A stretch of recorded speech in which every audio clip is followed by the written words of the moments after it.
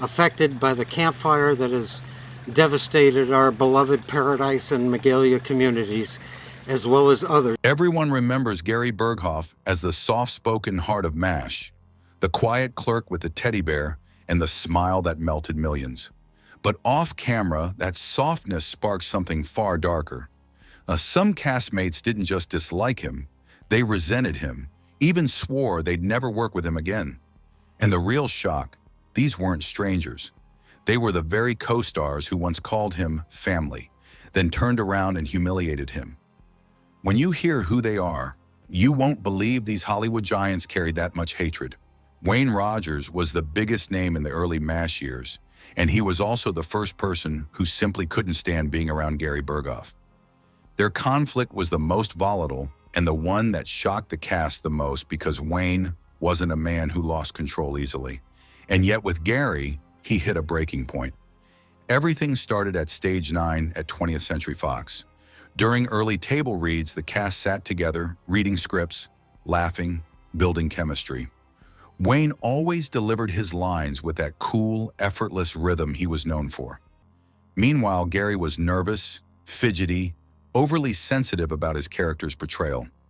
At first, Wayne tried to mentor him, but it didn't take long before Gary's anxiety clashed with Wayne's need for stability. The real problem began when the producers realized Radar was testing extremely well with audiences. Viewers loved him more than expected.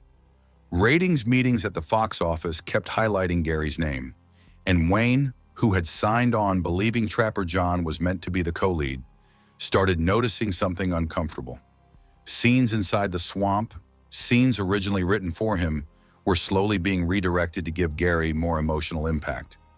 Crew members remember Wayne whispering under his breath, "Radar again," whenever rewrites came in, not because he resented the character, but because Gary handled that rise in popularity terribly.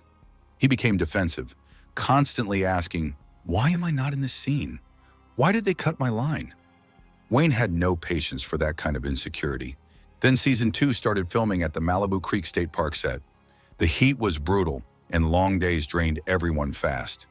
That's when Gary's unpredictable mood swings became impossible for Wayne to ignore. During the filming of a mess tent scene, Gary suddenly walked off mid-take, upset that Radar wouldn't react this way. Wayne stared at him in disbelief. That was the moment he began genuinely disliking Gary. The feeling was no longer irritation. It was personal. Later, Gary interrupted Wayne over and over, insisting Radar should control the emotional rhythm. Wayne's jaw clenched tighter each time, and then, in the blink of an eye, the calmest actor on set became the angriest. He grabbed a metal folding chair and threw it directly at Gary. The room froze. A boom mic operator later said, "I'd never seen Wayne look like that. It scared all of us." Wayne didn't deny it. Years later, he admitted, "I lost it. Working with Gary felt like standing next to a fuse you didn't realize was burning." After that day, their relationship was finished. They filmed scenes together because they had to, but the air between them was poisoned. Wayne stopped speaking to Gary entirely. This tension was a major reason Wayne didn't want to renew his contract. They never reconciled. Not in interviews, not at reunions, not once. Two men who spent hundreds of hours pretending to be friends on screen never settled their bitterness off it and took that silence with them for the rest of their lives.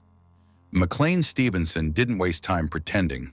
From the moment he and Gary Burghoff began working closely inside the Colonel Henry Blake office set on Stage 9 at 20th Century Fox, he realized something uncomfortable. Gary was the one cast member he simply couldn't relax around. And once he felt that, everything went downhill fast. The earliest tension showed up during the very first table reads. McLean was naturally playful. He cracked jokes, teased lines for funnier moments. Gary hated that. One morning, while reading a simple back and forth between Henry Blake and Radar, McLean added a tiny ad-lib. Nothing big, but Gary froze, glared, and later pulled a writer aside, complaining that McLean was changing the energy of Radar. When word got back to McLean, his reaction was simple. "Oh boy, we're going to have a problem." Their personalities clashed immediately. McLean worked loose and spontaneous. Gary worked stiff and emotionally fragile. During Season 1 filming at the Malibu Creek outdoor set, when the heat climbed above 100 degrees, Gary would withdraw if he felt overwhelmed. McClane interpreted that as attitude. Gary interpreted McClane's humor as mockery. The misunderstanding grew like mold in a closed tent. Things escalated during a shoot inside the mess tent set. They were filming a heartfelt moment, Henry comforting Radar after a bad day. McClane delivered the scene warmly, adding a soft joke at the end to lighten the mood. The crew smiled. Gary didn't. When the director called cut, Gary confronted McClane between the canvas walls, saying, "You're making Radar the fool." That sentence left McClane stunned and angry. He started keeping emotional distance from Gary from that day forward. Later, McClane admitted privately to the script supervisor, "He thinks I'm attacking him. I'm not. But he makes me the villain without even trying." That line reveals everything. McClane felt trapped in a misunderstanding he couldn't fix. By season 3, their relationship was icy. When McClane announced he was leaving MASH, the public believed it was career ambition. Insiders whispered a different truth. Part of him wanted distance from the emotional warfare with Gary, and they never repaired it. No reunion show handshake, no phone calls, nothing. When McClane died in 1996, he and Gary had left their relationship exactly where it ended, unresolved, tense, and buried beneath years of miscommunication that neither man knew how to undo. Alan Alda reached his breaking point with Gary Burghoff long before fans realized anything was wrong. One day on Stage 9 at 20th Century Fox, during what should have been a simple rehearsal, Alan looked at Gary with a kind of disbelief the crew had never seen from him.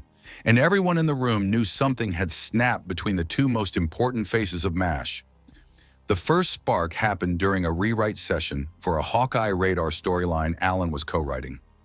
Gary read his lines, frowned, and pushed the script away like it insulted him.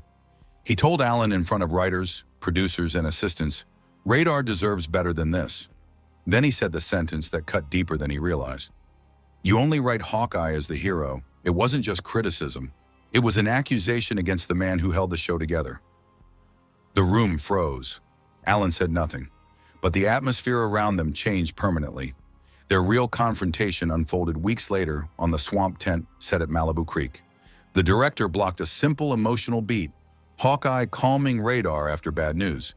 Gary refused the direction, insisting Radar should respond with more authority. Alan stepped in gently, trying to keep the day from derailing, but Gary snapped again. "You don't decide how Radar feels." That did it. Alan's eyes hardened. He didn't yell. He didn't curse. He just said, "We're trying to work, Gary," in a tone so cold it stunned everyone within earshot. From that moment forward, their scenes carried an invisible wall. Gary took every adjustment as a personal attack. Alan began avoiding unnecessary conversation. Entire days passed where they stood inches apart for close-up shots, but didn't exchange a single word once cameras stopped rolling. During season 7, the tension surfaced on camera. Filming a simple tent exchange, Gary avoided Alan's eyes through the entire first take. The DP asked for a reset. Same thing in take 2. Alan didn't scold him.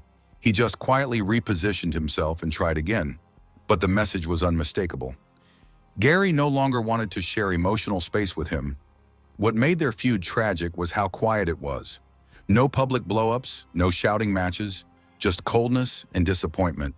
Crew members later said the silence between them was worse than any argument. At cast events, they were polite, even warm for the cameras. But the closeness people imagined simply wasn't real anymore. Despite being the cast member who clashed with 3 of the show's biggest stars, Gary Burghoff walked away from MASH with something none of them could erase. Radar became the soul of the series. The innocence, the trembling voice, the teddy bear, all of it survived the tension, the arguments, the silent hostility. Fans never saw the bitterness. They saw a character who felt real. And decades later, when people talk about the heart of MASH, they don't mention the fights, or the chair throwing, or the cold stares. They remember Radar and Gary's legacy outlived every feud.